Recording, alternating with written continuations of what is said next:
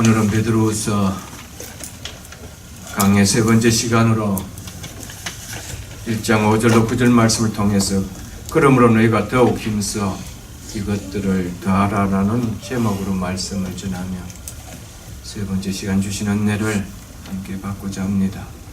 오늘 본문은 이렇게 시작되고 있습니다. 5절로 7절 말씀을 제가 읽어드리겠습니다. 그러므로 너희가 더욱 힘써 너희 믿음의 덕을, 덕의 지식을, 지식의 절제의 인내를, 인내의 경건을, 경건의 형제 우애를, 형제 우애의 사랑을 더하라. 오늘 본문은 그러므로 라고 시작하고 있습니다. 여기서 그러므로라는 이 말은 바로 이러한 이유 때문에라는 그 의미입니다. 이것은 앞에 3, 4절에서 이야기하고 있는 사실들 때문이라는 것입니다. 이 사실 때문에 너희가 더욱 힘써 너희 믿음의 7가지 덕목들을 더하라는 것입니다. 3, 4절에서 이야기하고 있는 사실들이 무엇입니까? 너희는 보배로운 믿음을 받은 자라는 것입니다. 너희는 생명과 경건에 속한 모든 것을 받은 자라는 것입니다. 너희는 보배롭고 지극히 큰 약속을 받은 자라는 것입니다. 너희는 신성한 성품에 참여하는 자가 되도록 부름을 받은 자라는 것입니다. 너희 안에 놀라운 하나님의 능력이 있는 자이기 때문이라는 것입니다. 바로 이러한 이유 때문에 이런 은혜를 값없이 받은 자이기 때문에 너희는 너희가 받은 그 믿음 위에 이 7가지 믿음의 덕목들을 더하도록 더욱 힘을 써야 한다는 것입니다. 이것이 베드로 사도가 얘기하고 있는 지금 이야기입니다. 더욱 힘을 쓰라는 말은 예수 그리스도의 성품을 닮아가는 신성한 성품에 참여하는 일은 이미 주신 은혜들과 경건의 능력들을 활용해서 적극적으로 그렇게 하려고 힘을 쓰라는 이 말입니다. 우리가 이것들을 만들어낼 수 있는 것이 없습니다. 이미 우리에게 주셨기 때문에 더욱 힘을 쓰라는 겁니다. 우리가 만들어낼 수 있는 것 아닙니다. 이것은 다 신성한 성품들입니다. 하나님께 속해 있는 성품들이죠.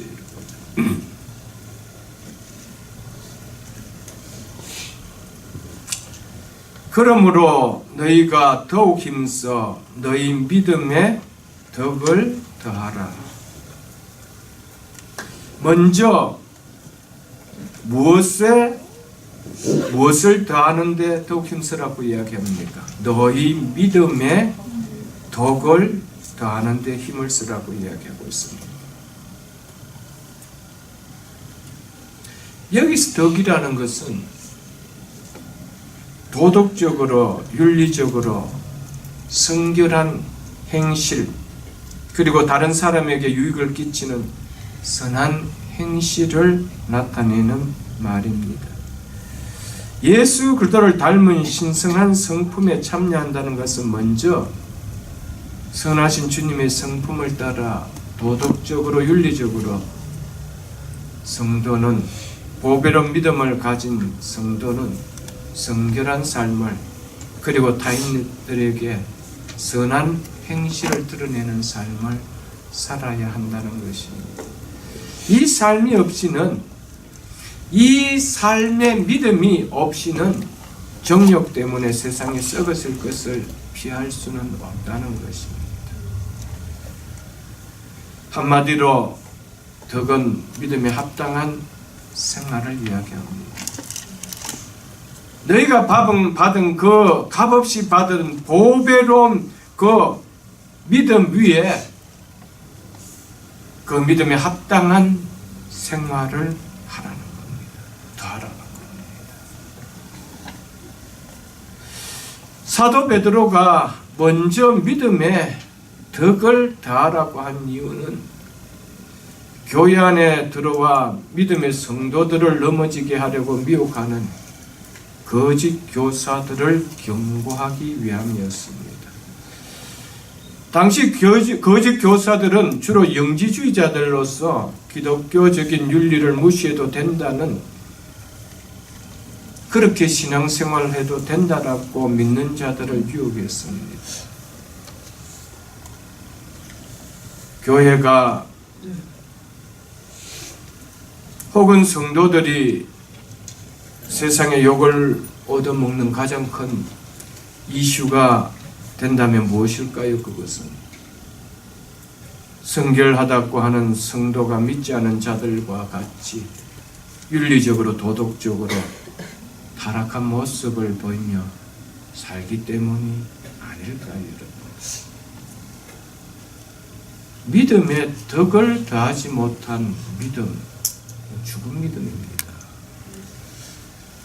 우리가 아무리 보배로운 믿음, 약속의 믿음을 가졌다더라도 그 약속처럼 붙들고 사는 보배로운 믿음처럼 믿음의 순결을 지키지 못하고 여러분 그렇게 살아간다라면 그것이 정말 보배로운 믿음일까요?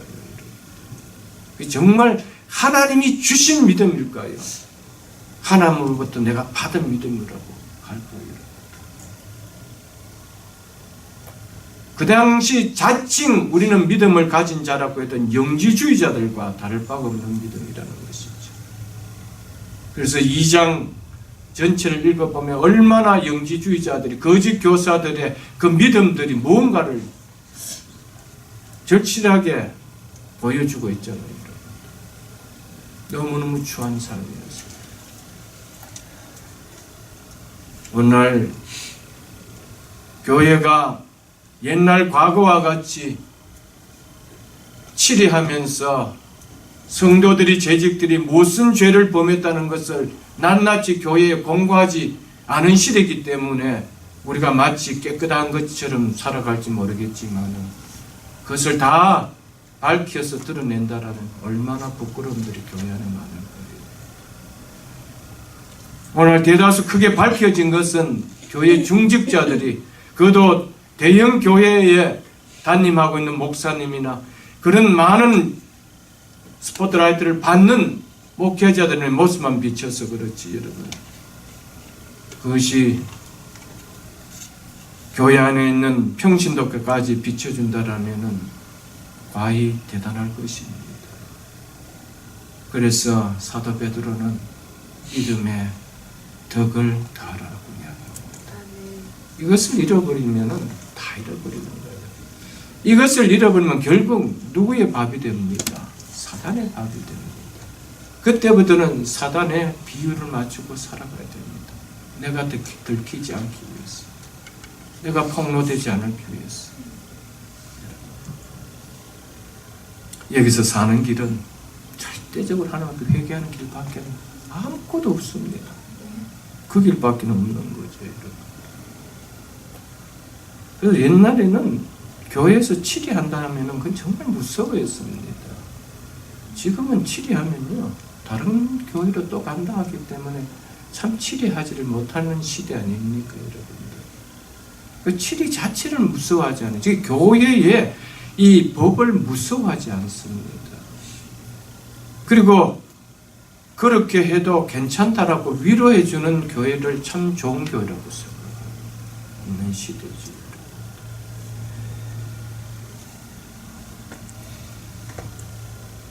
성도의 믿음의 삶은 곧 교회에 덕을 끼치는 생활이 되어야 됩니다. 이거 잊었으면 정말 안 됩니다, 여러분. 그래서 개혁주의의 신앙의 3대 원리는 첫 번째, 제가 많이 강조했고 오늘 많이 배웠고 또 가르쳤습니다. 하나님 중심, 두 번째는 성경 중심, 세 번째는 교회 중심입니다. 이것이 개혁주의 신앙의 3대 생활의 원리입니다. 하나님을 위해서 나는 무엇을 하면서 할까? 일을 하면 하나님이 기뻐하실까? 이처럼 모든 일을 하나님 중심으로 생활하는 것이 하나님 중심의 삶입니다. 이것이 계획신앙의 생활의 원리의 첫 번째입니다.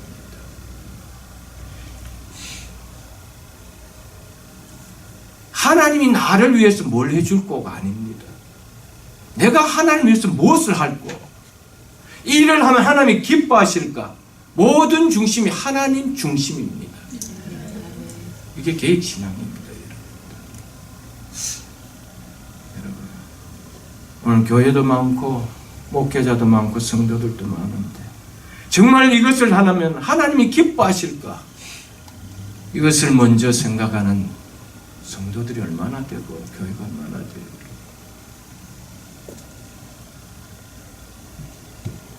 여러분, 두 번째는 성경 중심입니다. 하나님의 중심으로 사는 사람은 자신의 삶이 바른 삶인지 우리 뭐라는 겁니까? 말씀이라는 것이죠. 그래서 성경 중심의 삶을 산다는 겁니다. 오로지 하나님의 말씀만이 성도들의 믿음과 행동의 유일한 규범이 됨을 우리는 믿는다는 신앙입니다. 말씀이 우리의 잣대가 되지 않으면 자칫 내가 기뻐하면서도 하나님이 기뻐하겠지, 이렇게 우리는 신앙생활을 할 수 있다는 것이죠. 그래서 계획신앙은 하나님 중심만을 외치지 않습니다. 무엇이 하나님 중심인지를 걸러낼 수 있는 성경 중심이 있어야 된다는 것이죠. 말씀 중심이 반드시 있어야 된다는 것입니다. 마지막으로는 교회 중심입니다. 성도는 교회가 주님의 몸인 것을 알고, 그래서 주의 몸인 교회를 사랑하기에 주님의 몸인 교회의 영광을 가리는 생활을 하지 않는 삶을 사는 것, 그것이 교회 중심입니다. 일주일 내일 교회 나오는 것이 교회 중심이 아닙니다. 내가 무슨 일을 할 때 이것이 주님의 몸된 교회의 영광을 가리면 어떻게 할까? 이것이 교회 중심의 삶이었습니다.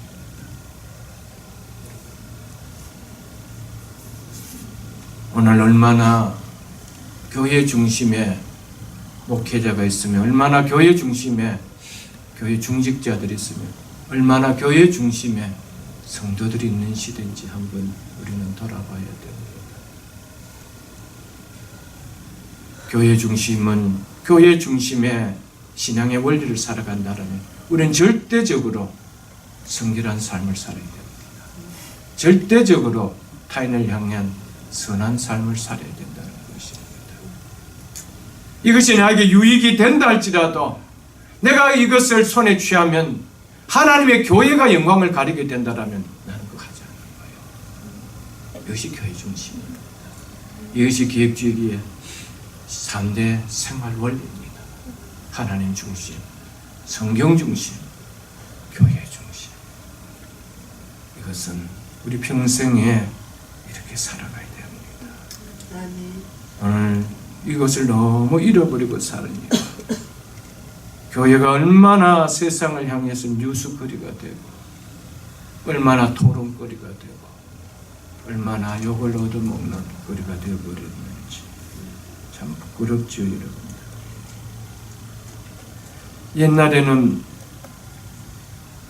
참 목회자가 된다라는 것은 모든 사람들의 칭송이었습니다.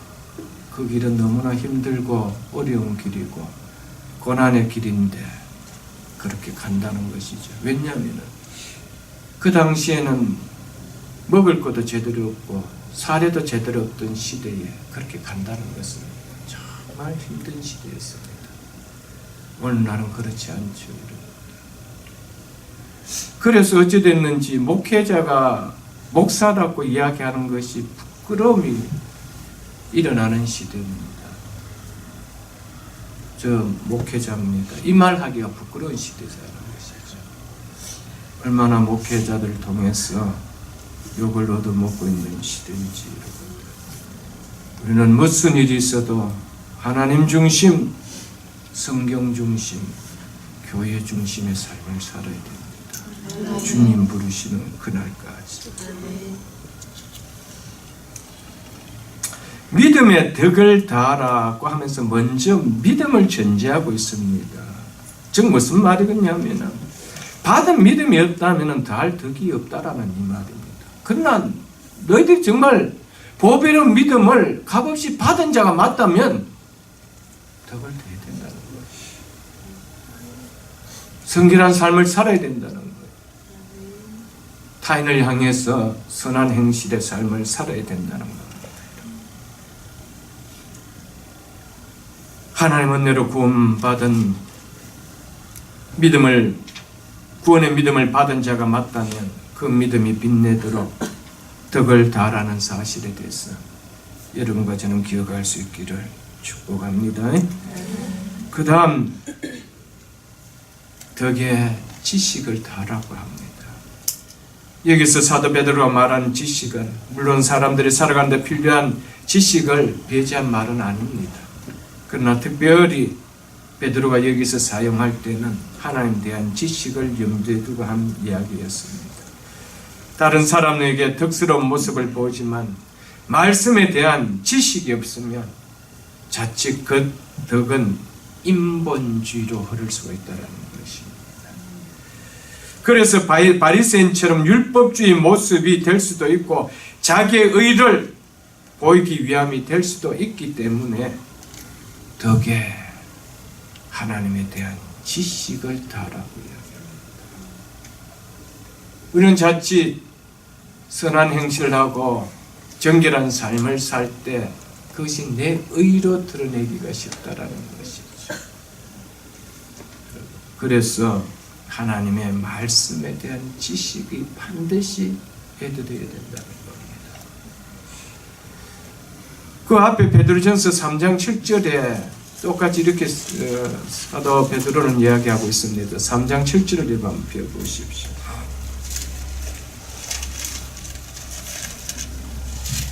남편들아 이와 같이 지식을 따라 너희 아내와 동거하고 즉 함께 살고. 이때 지식 똑같은 단어입니다. 무슨 지식이라는 것일까요? 하나님께서 남편과 아내로 하여금 한 몸을 이루어서 가정을 이루게 하신 것에 대한 그 지식. 남편은 그 지식을 따라 너희 아내와 함께 살으라는 겁니다.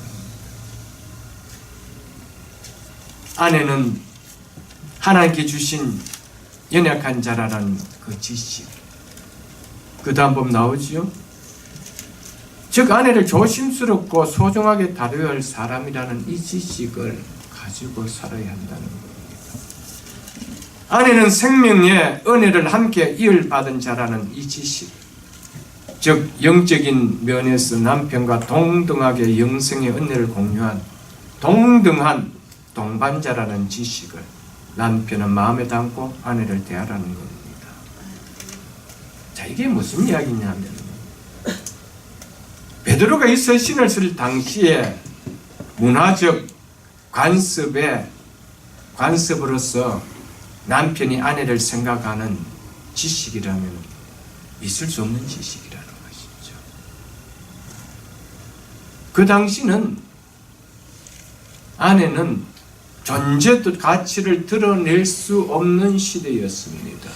2000년 전.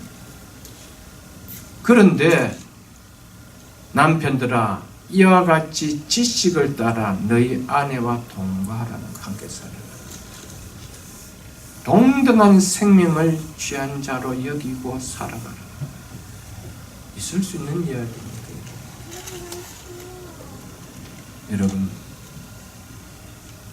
우리는 반드시 하나님의 지식을 알지 못하고 가정생활하고 직장생활하고 교회생활을 한다라면 열심히 내면 낼수록 하나님을 피곤하게 하십니다. 그거 잊어서는 안 된다. 그래서 반드시 지식을 다하라는 거예요.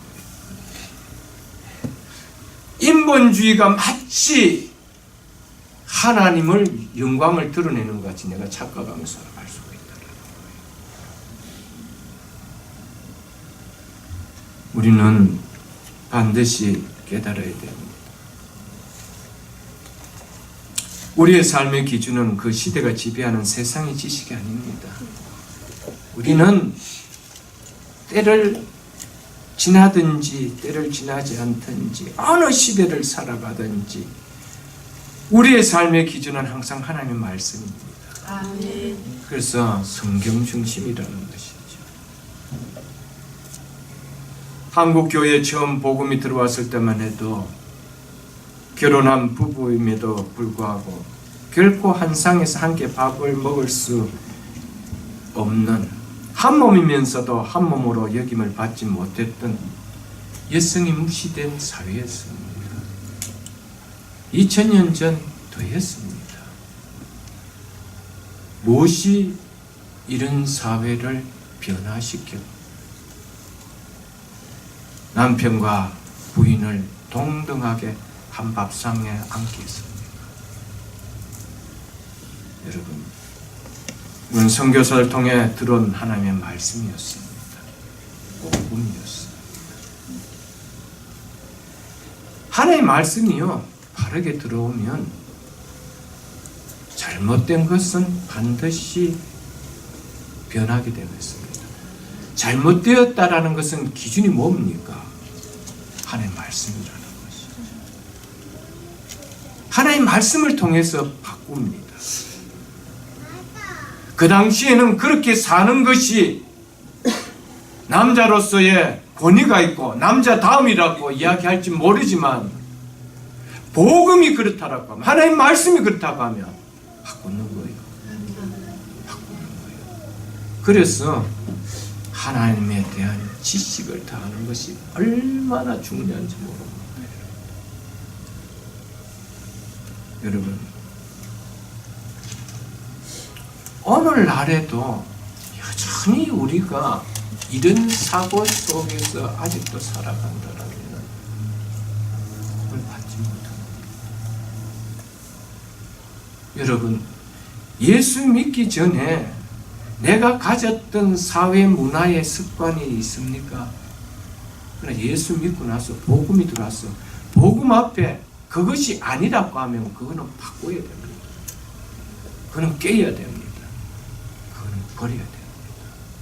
그것이 복음입니다. 여러분, 나를 바꾸지 못한 것은 복음이 아닙니다.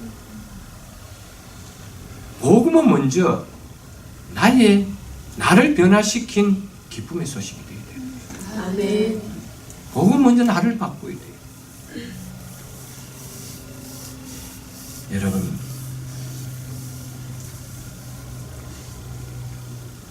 복음을 받고도 돕는 배필로서의 남편과 아내의 역할이 아니고 남편은 남편대로 아내는 아내대로 자기의 능력을 의지하고 서로 주장하고 산다라면 그것은 아직 복음을 받은 것이 아니에요. 그래서 우리가 생각할 때 이것은 덕이라고 하는데 그 덕 위에 하나님의 말씀에 대한 지식이 안 되지면 그 덕이 내 스스로 위안을 삼는 덕이고 하나님 앞에 더 가슴 아프게 하는 것밖에 아니기 때문에 덕의 지식을 다루는 겁니다. 이 사실 우리는 잊어서는 안 된다는 것이죠.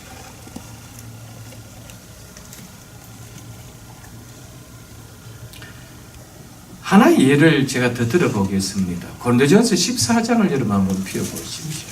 고린도전서 14장 신약성경 281쪽입니다.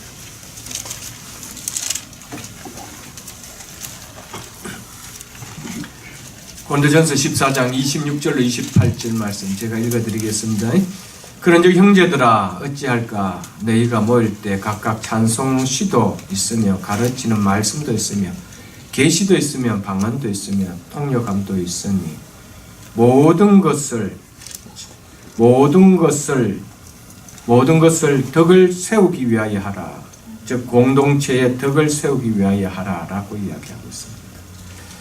근데 그 다음에 어떻게 하는 것이 공동체의 덕을 세우는 것인지 사도 바울이 이어서 이야기해 주고 있습니다. 예를 들어서 이야기합니다.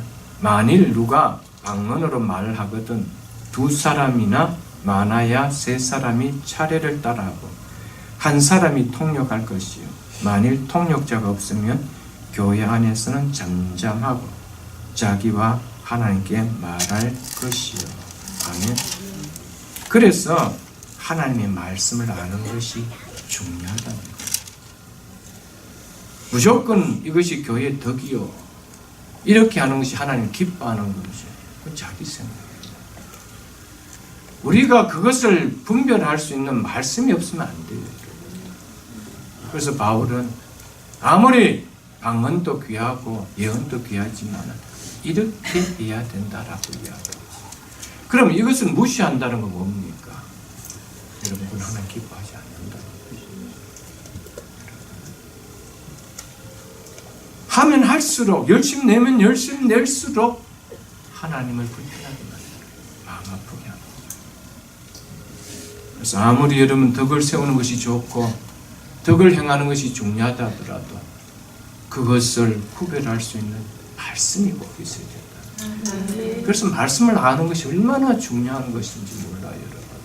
그래서 말씀을 깨달으면 깨달을수록 내가 왜 그때 그렇게 살았지 한 것에서 하나님 앞에 회개가 일어나는 거예요.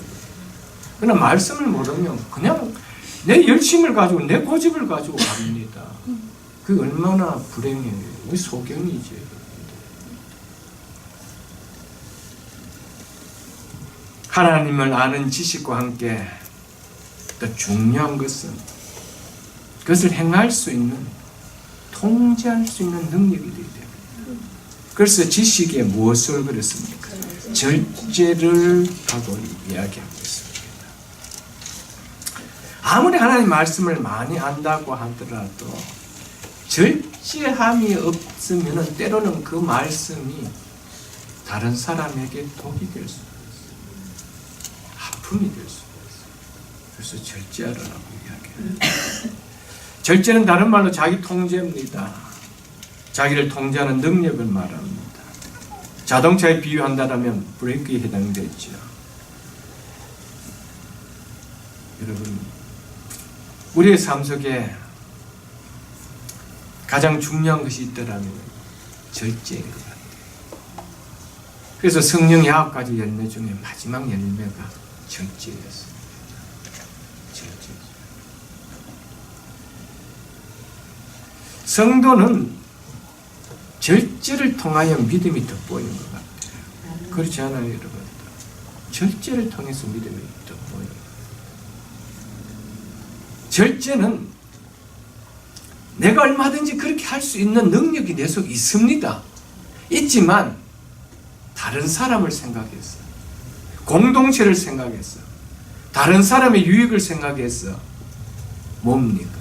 내가 절제하는 거예요. 그게 믿음의 능력입니다. 내가 할 수 있는 거 다 할 수 있습니다. 누가 뭘 하지 않습니다. 그러나 그것은 하나님의 영광은 되지 않습니다.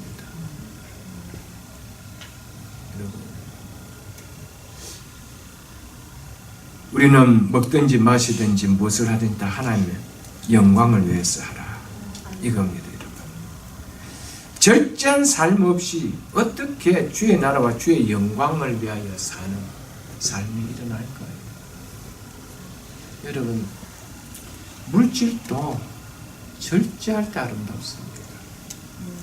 있다고 있는 대로 쓰는 거 절대로 안 아름답습니다. 자기 혼자 과시죠. 그것을 옆에서 얻어받은 친구들도 돌아서면 욕합니다. 함께 있을 때는 좋아할지 모르겠지만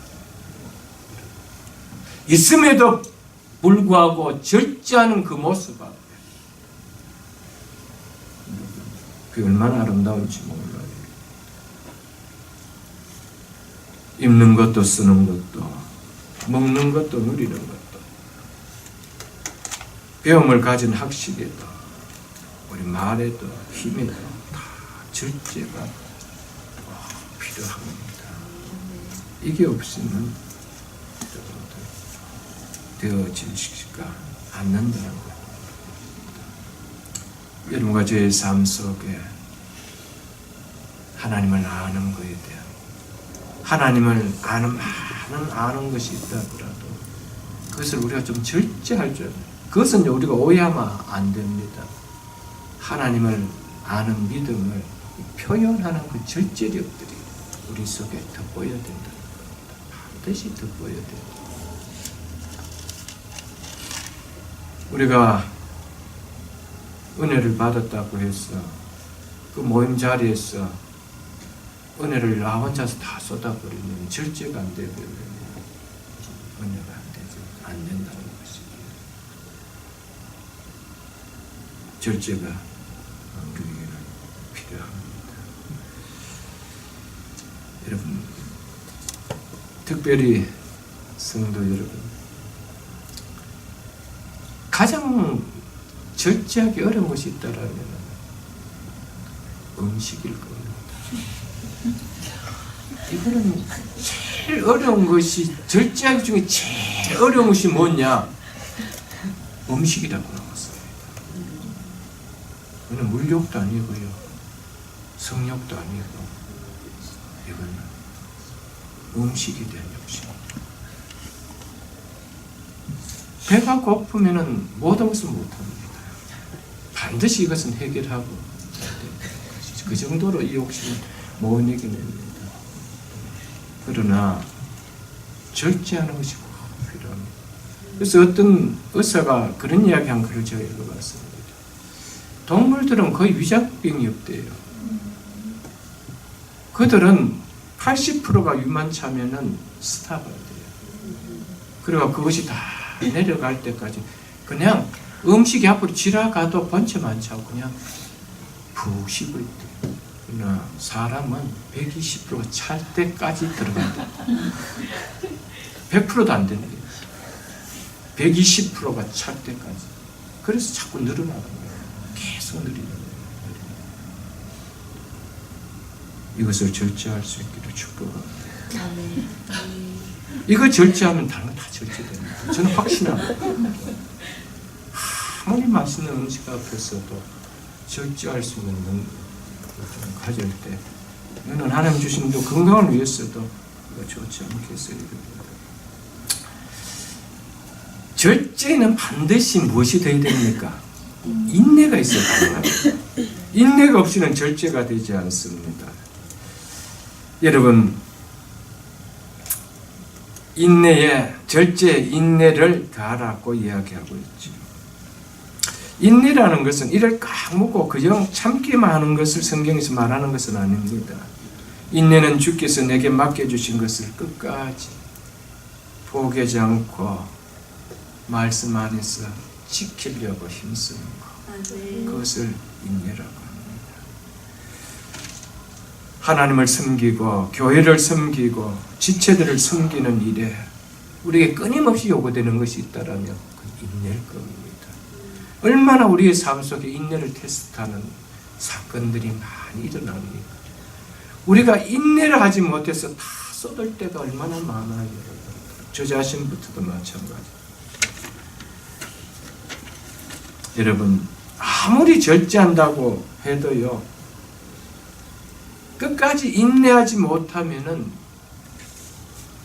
우리는 다시 옛날로 돌아갈 수가 있습니다.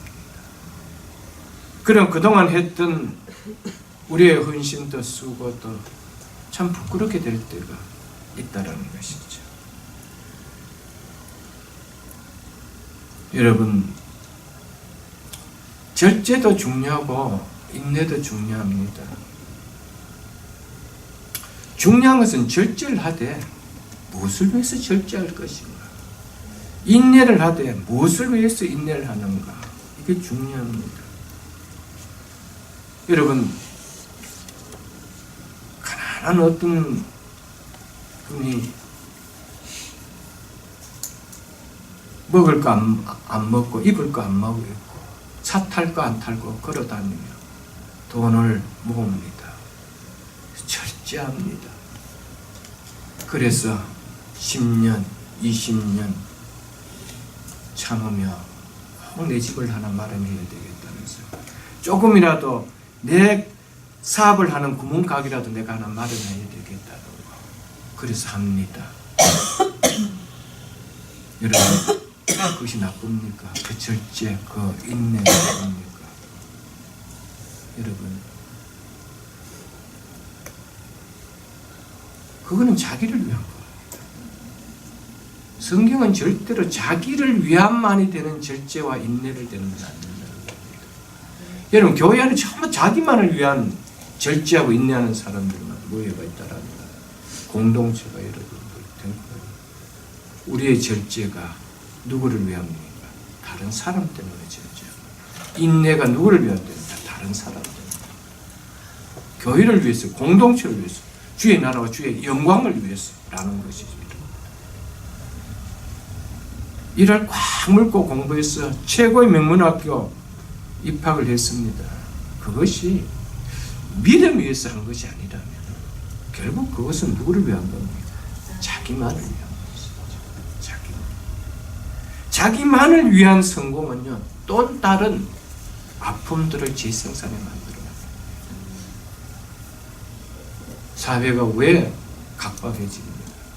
자신만을 위한 성공입니다. 주의 나라와 주의 의를 위해서. 여러분, 이 사실을 우리는 잊어서는 안 된다는 것입니다. 믿음 위에 세워지지 않는 절제, 인내, 성도에게는 별 의미가 없습니다. 그것은 그냥 다른 사람들에게 구두쇠라는 소리밖에 들리지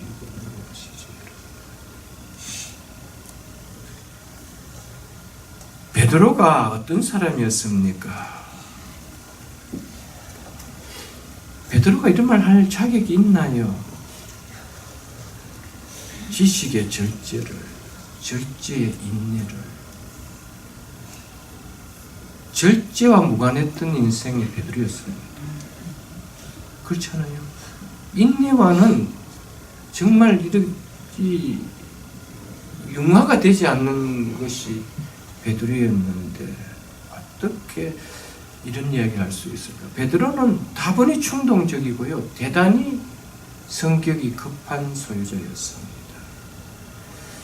베드로가 과거에 어떤 사람인 것을 안 사람이라면 지금 베드로의 절제와 인내를 다하라는 이 권면을 받아들일 수 있을까요?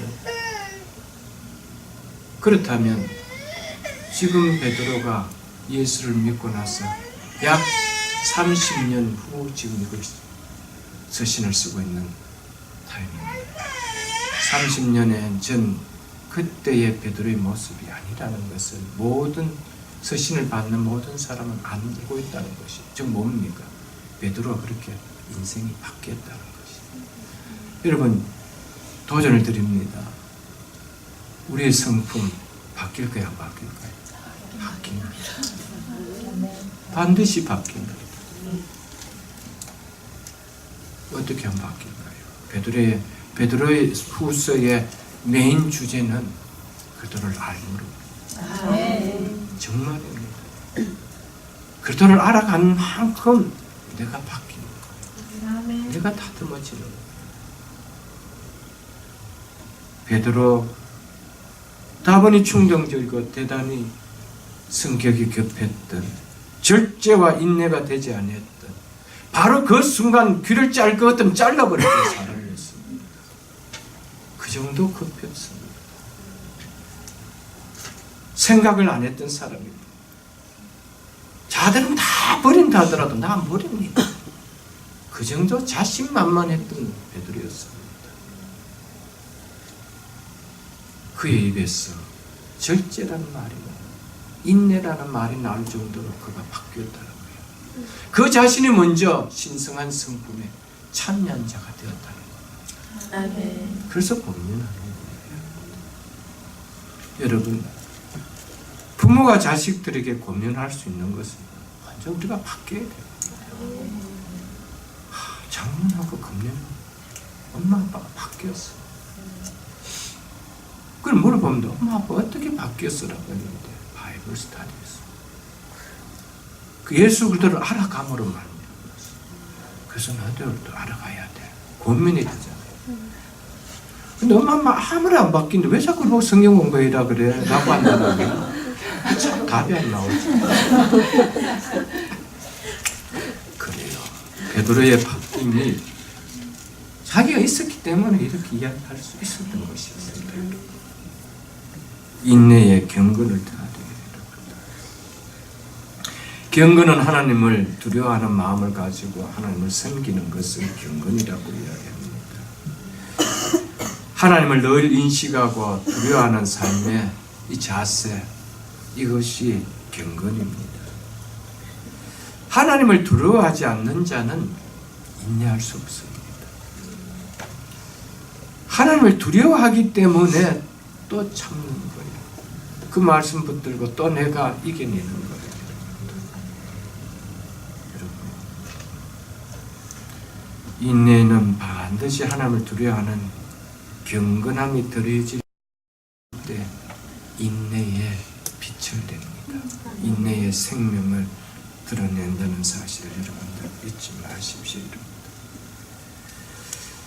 요셉이 하나님을 두려워하는, 하나님을 경외하는 경건의 삶이 있었기에 그는 끝까지 하나님의 도우심을 믿는 인내의 삶을 살 수가 있었다는 것입니다. 그거 없이는 안 됩니다, 여러분. 하나님의 약속을 믿는 이 인내가 있을 때 우리가 힘들고 어려울 때도 그 어려운 상황을 이겨나갑니다. 하나님을 믿는 믿음이 없으면, 하나님을 경외하는 경외함이 없으면 조금만 참다가 다 쏟아버려요. 우리 스스로가 입으로 믿음 없음을 스스로 고백해버리는 사건들이 얼마나 많이 터뜨려버리는지 모릅니다. 그래서 주님 부르신 그날까지 내가 쏟아버렸던 거 주워 담고 또 쏟아버리고 주워 담고 그러다 인생 다 끝나버리죠. 하나님이 주신 약속 한번 누려보지 못하고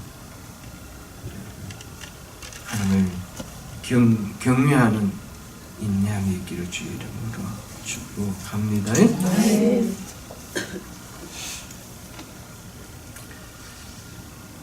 7절에 보면은 이제 경건의 형제 우애를 이렇게 이야기하고 있습니다.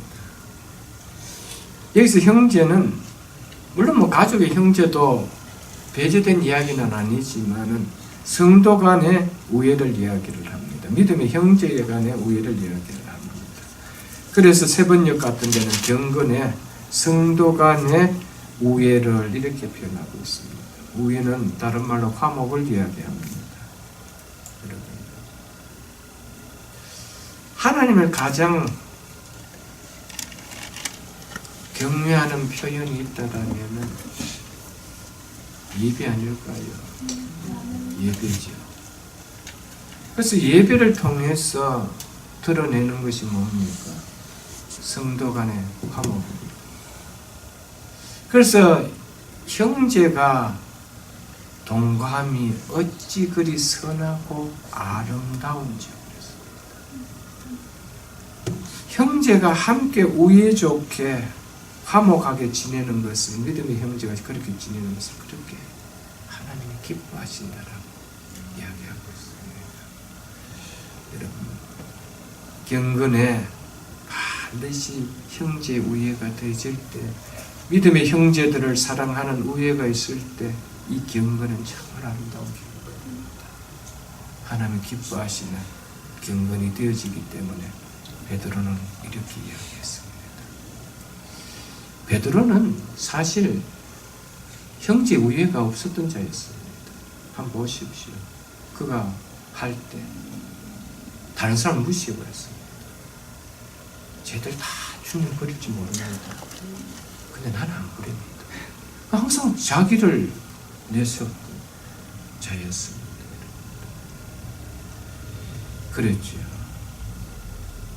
늘 자기의 어떤 다른 성도, 다른 형제들보다 앞서려고 하고 이런 모습이 베드로는 그의 삶 속에 많이 있었습니다. 그래서 예수님이 십자가에 못 박혀 따라갈 때도 완전히 따라가지 못하면서도 나중에 할 얘기거리를 만들려고 그랬는지 모르겠지만 그래도 혼자 따라갑니다. 좀 동료들 손잡고 위로하고 수제자답게 좀 그렇게 같이 우리 가자 이렇게 할 수 없었어요. 혼자만 줘요. 그래서 나중에 이야기하면 제가 그때 뒤에 따라갔습니다. 뭐 이런 이야기 하려고 그랬는지 모르겠지만 베드로는 그런 성격자였어요. 그가 얘기합니다. 형제 우애를. 그러니까 이렇게 바뀌었다는 것이죠. 우리가 설령 지금 그렇게 하지 못한다 하더라도 머지않은 시간 속에 형제 우애가 정말 경건해서 합니다고 우리 스스로가 이야기할 수 있기를 주의 이름을 축복합니다. 아멘. 이것이 믿음 위에 세워져야 된다는 것이죠. 믿음 위에서 하는 형제 우애가 되어야 됩니다. 무언가를 여러분 우리가 바람을 가지고 형제 위에서 믿음 위에 반드시 믿음 위에 그 다음 무엇을 하라는 겁니까? 형제 우애에 무엇을 더하라? 사랑을 더하라. 물론 형제 우애에만 국한된 것이 아니겠죠. 모든 것 위에 무엇을 더하라는 것입니까? 사랑을 더하라라고 이야기하고 있습니다. 무슨 이야기입니까? 믿음의 결론은 사랑이라는 것이죠. 그래서 믿음, 소망, 사랑 이 세 가지는 무엇이 가장 제일이라고 했습니까? 사랑이 제일이라고 했죠. 그래서 사랑이 없다라면 우리의 믿음을 세워가는 이 믿음은 미완성이라고 이렇게 표현할 수 있을 것인지 모를 겁니다. 그래서 천국에는 나중에 믿음도 소망도 다 뭐해집니까? 폐해지고 없습니다. 근데 무엇은 남아있대요? 사랑은 남아있대요. 천국은 형제 우애밖에 없습니다. 누구를 질투하고 시기하고 미워하고 이런 거 하나도 없습니다. 거기에는 형제 우애 사랑의 최고가 남아있다는 것이죠. 그래서 신성한 성품에 참여하는 즉 주님의 마음을 닮아가는 마지막은 완성은 사랑이라는 겁니다. 그러니까 요한일서 3장 14절에 이렇게 말씀을 했습니다. 우리는 형제를 사랑함으로 우리는 믿음의 형제를 사랑함으로 사망에서 옮겨 생명으로 들어간 줄 알거니와 사랑하지 아니하는 자는 사망에 머물러 있느니라. 이렇게 말씀하실 정도로 믿음의 완성은 최고봉은 뭐라는 겁니까? 형제에 대한 사랑이다. 사랑함으로 사망에서 생명으로 옮겨간 구원받은 믿음이 있는 자인 것을 너희가 알 것이라는 것이죠.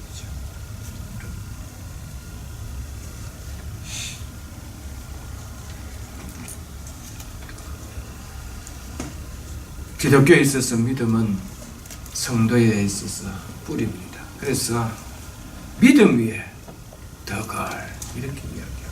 덕 위에 지식을, 지식 위에 절제를. 믿음이 뿌리입니다. 그런데 무엇이 믿음의 완성이라는 겁니까? 믿음을 보여줄 수 있는 완성품이라는 겁니까? 사랑이죠.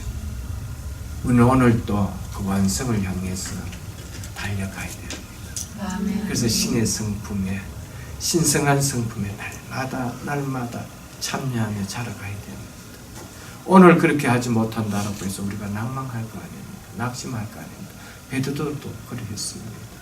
우리가 그것을 본받자는 말 아닙니다. 그것을 위로 삼자는 것이 말이 아닙니다. 여러분, 우리는 이렇게 믿음의 완성인 사랑을 향해서 날마다 살아가야 되는 자임을 깨달아야 된다는 것입니다. 절대적으로 깨닫고 살아가야 된다는 겁니다. 이제 8절부터 9절 말씀은 믿음을 포함해서 7가지 믿음의 덕목들이 흡족할 때와 흡족하지 못할 때의 차이를 나타내 주고 있습니다. 자, 먼저 8절을 보겠습니다. 왜 이 믿음의 이 7가지 덕목들을 더하라고 하느냐 하면 8절에 이렇게 이야기하고 있습니다. 왜냐하면 우리 성경에 빠져가 있습니다. 원어에 가르라는 접속사가 있고요. 영어 성경에도 보면 나오고 있습니다. 왜냐하면 그렇게 더하라는 이유를 이야기하고 있습니다. 이런 것이 너에게 있어 흡족한즉 너희로 우리 주 예수 그리스도를 알게 게으르지 않고 열매 없는 자가 되지 않게 하려니와. 그 이유를 첫 번째 이렇게 이야기하고 있습니다. 자, 사도 베드로는 예수 그리스도를 더욱 알게 되고 신앙의 열매를 맺게 되는 것을 앞에서 말한 믿음에 더한 7가지 믿음의 덕목들을 실행한 결과라고 말하고 있는 것처럼 보여주고 있지요. 그래서 왜냐하면 라고까지 하고 있습니다. 그래서 어떤 신학자들은 예수 그리스도를 아는 지식이 앞에서 말한 이 믿음의 덕목들의 목적이고 또한 부산물이라고 그렇게 이야기하고 있습니다. 물론 문장으로 보면은 그 말이 그렇게 보입니다. 맞는 말입니다. 자, 그럼에도 예수 그리스도를 아는 지식이 믿음의 덕목들을 시행한 결과라기보다 믿음의 덕목들의 근원이라는 것을 우리는 알아야 됩니다. 예수 그리스도를 아는 이 지식을 통해서, 알을 통해서 이 덕목들을 행할 수가 있다 이 말입니다. 이것들을 행했기 때문에 예수 그리스도를 알아진다는 이 말이 아니라는 것이죠. 그 이후로는 3절과 4절에 보면은 우리를 부르신 이를 알므로 말미암아 이로써 신성한 성품에 참여할 수 있도록 하였다라고 먼저 사도 베드로가 이야기하고 있기 때문이라는 것이죠.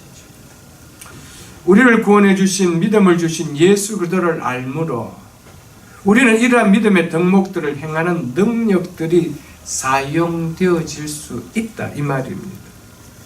그래서 예수 그리스도를 알므로 이러한 덕목들을 믿음에 더하는 실행을 할 경우에 이전보다 더욱 예수 그리스도를 아는데 무엇진다는 겁니까?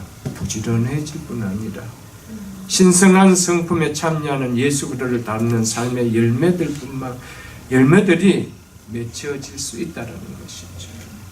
이 사실을 믿습니까, 여러분?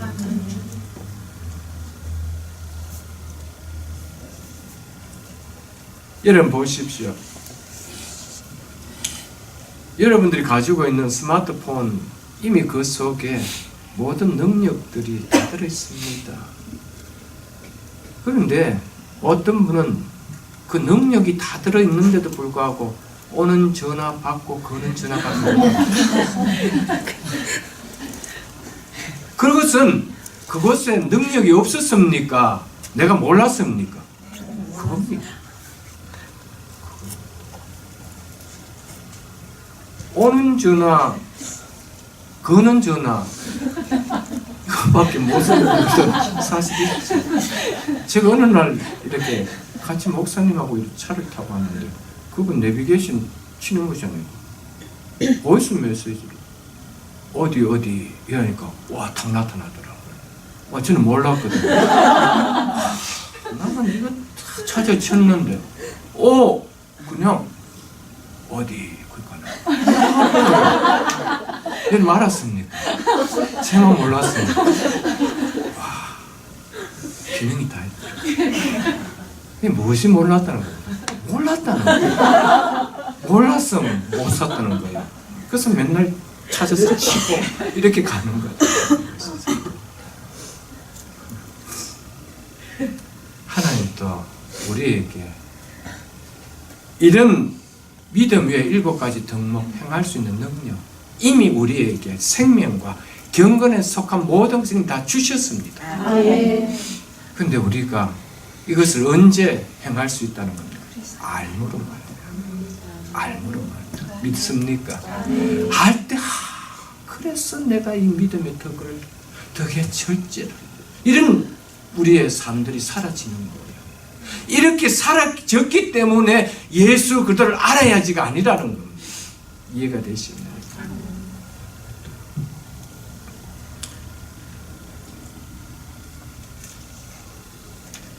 오늘날 참 안타까운 참 일이 있다라면은 예수 그리스도를 알기에 게으르지 않고, 여러분 한번 보십시오. 우리가 하나님 능력을 조금씩 말씀을 통하여 깨달아지고 알아가면은 그 주님 더 알고 싶어요, 모르고 싶어요? 알고 싶습니다. 컴퓨터도 마찬가지고, 비싼 컴퓨터 샀지만 쓰는 기능은 거의 한정되어 있습니다. 알아갈 때 또 그 기능을, 다른 기능을 또 알고 싶어 하잖아요. 동일합니다. 여러분, 예수 그리스도 우리가 조금씩 알아갈 때 그 주님의 능력을 맛보면 그 주님 자꾸 알아가고 싶어요. 근데 오늘날 이 시대에 참 안타까움이 있다라면 예수님을 알아가는 이 일에 별 관심이 없다는 거예요. 참 안타깝죠.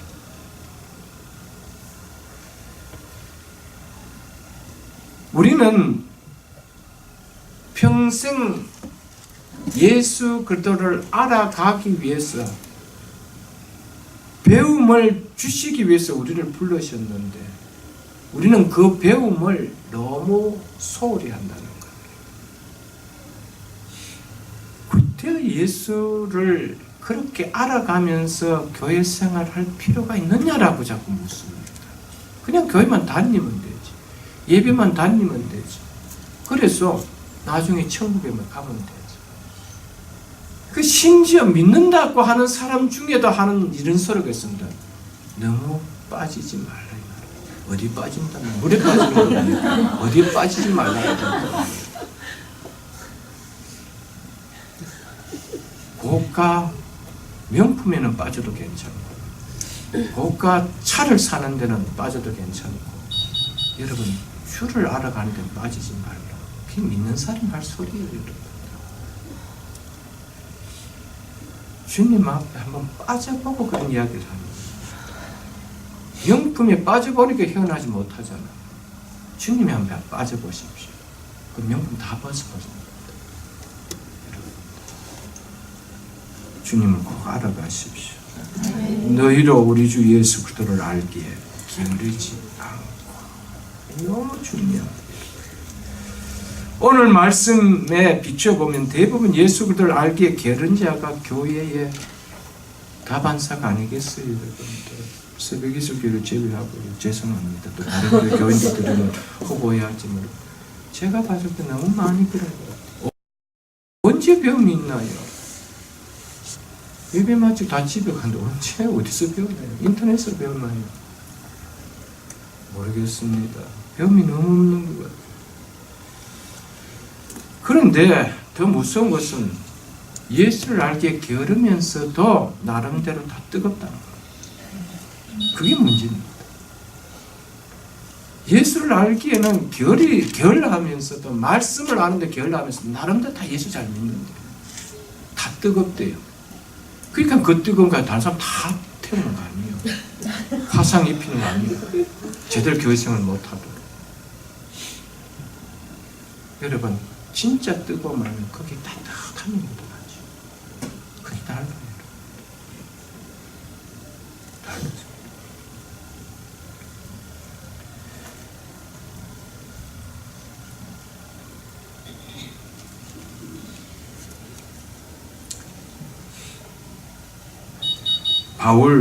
사도 바울 주님 알기 전에 누구보다도 신앙이 뜨거운 사람이에요.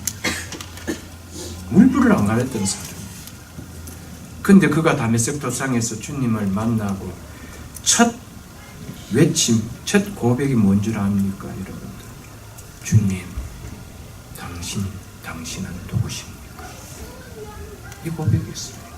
주님, 당신은 누구십니까? 여러분, 동일합니다. 예수님을 만나면요, 당신이 누구신지, 예수님이 누구신지 알고 싶어하는 이 열정이, 이것이 우리를 가만히 있지 못하게 한다는 것이죠. 이 공통적인.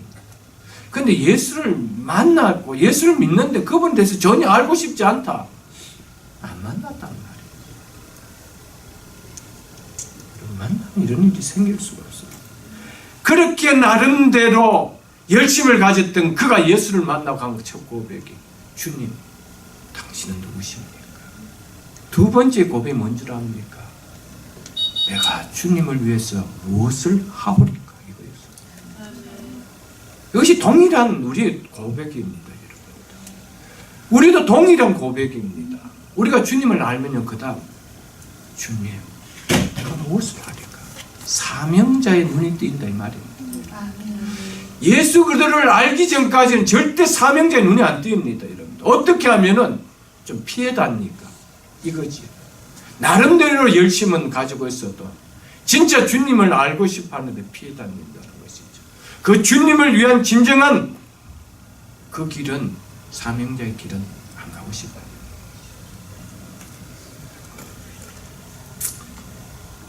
우리는 주님을 알아갈 수 있기를 주의 이름으로 축복합니다. 9절 마지막 말씀 보고 말씀 맺겠습니다. 이런 것이 없는 자는, 즉 이런 것들을 실행하지 못하는 자는, 믿음의 7가지 덕목들을 다하지 못하고 살아가는 자는, 신앙생활을 하는 자는, 이 말이죠. 이런 자는 맹인이다. 멀리 보지 못하고 그의 옛죄가 깨끗하게 된 것을 잊었느니라. 이렇게 비유하고 있습니다.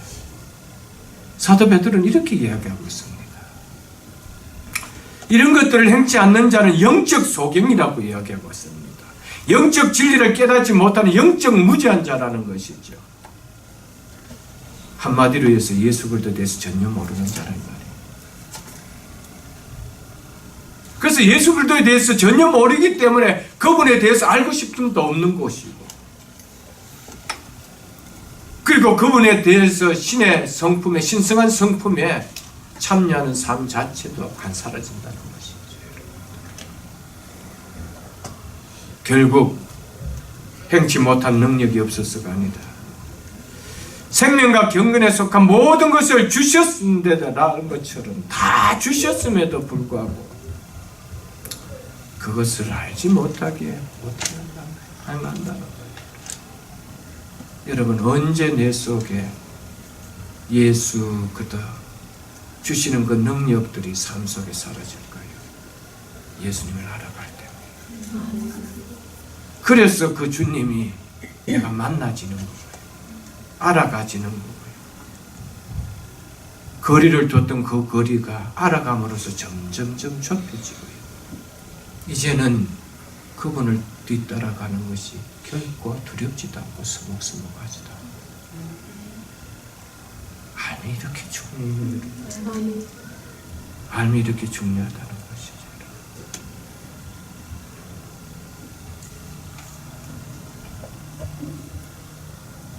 이런 일을 행하는 자를 또 멀리 보지 못하고 자기 옛죄를 깨끗하게 된 것을 잊어버리는 자라고 했습니다. 여기서 멀리 보지 못한다는 것은 11절에 보면은 이같이 하면 우리 주 곧 구주 예수 그리스도의 영원한 나라에 들어감을 넉넉히 너에게 주시리라 라고 사도 베드로가 말씀하신 것처럼, 여기에서 사도 베드로의 절대적인 관심은, 외침은, 마지막 임종을 앞두고 그의 외침은 뭐냐면은 하나님의 나라에, 주님의 나라에, 그 영원한 나라에 들어가는 것입니다 라는 이 외침이었습니다. 그런데 이것을 바라보지 못한다는 것이죠. 바라보지 못한다는 것. 여러분, 주님을 알아감으로 말미암아서 이 삶을 살아갈 때 주님의 영원한 나라를 향하는 한 발 한 발이 사모되어집니다. 이렇게 살다 궁극적으로 우리가 가는 곳은 어디라는 것이 하나님의 나라라는 것이죠. 그렇지 않으면 멀리 보지 못하고 영원한 나라를 보지 못하고 어디를 본다는 겁니까? 눈앞에는 이 땅이었고 여기 이것만 보는데 어떻게 믿음의 덕을 행하는 삶이 사라질까요? 눈앞에 이익을 위해서 하나라도 내가 누려지는 것이 있다라면은 믿음 버리는 삶 서슴없이 살아가죠. 정말 하나님의 나라다, 영원한 나라가 들어가는 것이 우리의 소원이고 소망이라면 멀리 보지 못하고 땅에 눈앞에 있는 것 때문에 절제도 잃어버리고 인내도 잃어버리고 경건도 잃어버리는 그런 삶을 살지 않는다는 겁니다. 그래서 멀리 보지 못하고 이렇게 표현한 것입니다. 이런 자가 어떤 자래요? 자기의 옛 죄를 깨끗하게 된 것을 뭐한 자라고 있습니다. 잊어버린 자라고 이야기합니다. 여러분, 한마디로 무엇을 잊어버렸다는 겁니까? 내 과거의 모든 죄들을 깨끗하게 사해줬던 이 삶 잊었다는 겁니다. 구원을 잊어버렸다 이 말이에요. 예수 그리스도의 십자가의 은혜를 내가 다 잊어버렸다는 말입니다. 망각해버렸다는 겁니다. 여러분, 우리의 삶에서 가장 중요한 것이 있다라면은 우리의 모든 죄를 깨끗하게 해주신 예수 그리스도의 십자가의 은혜, 이거 잃어버리면요 우리의 눈은 하늘 향해 살아갈 수가 없습니다. 우리의 눈은 오직 땅의 것입니다. 땅의 것입니다. 이거 하나 더 붙들기 위해서, 이거 하나의 내 인생의 기쁨과 즐거움, 슬픔이 이 감정의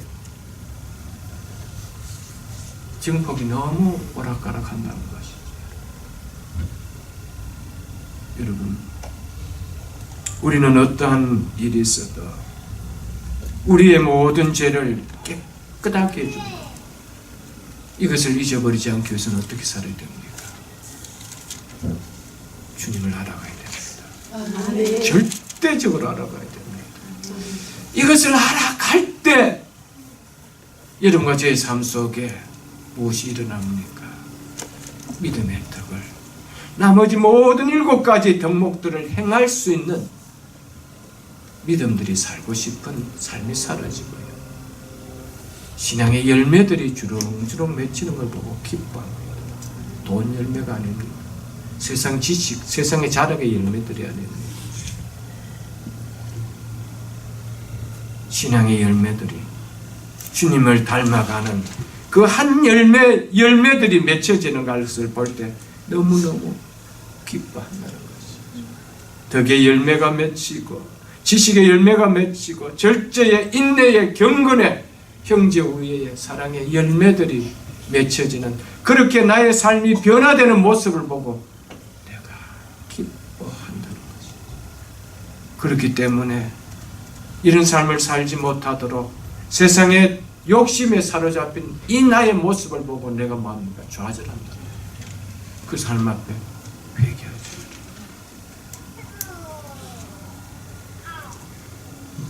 옛죄가 깨끗하게 된 것을 잊었나이다.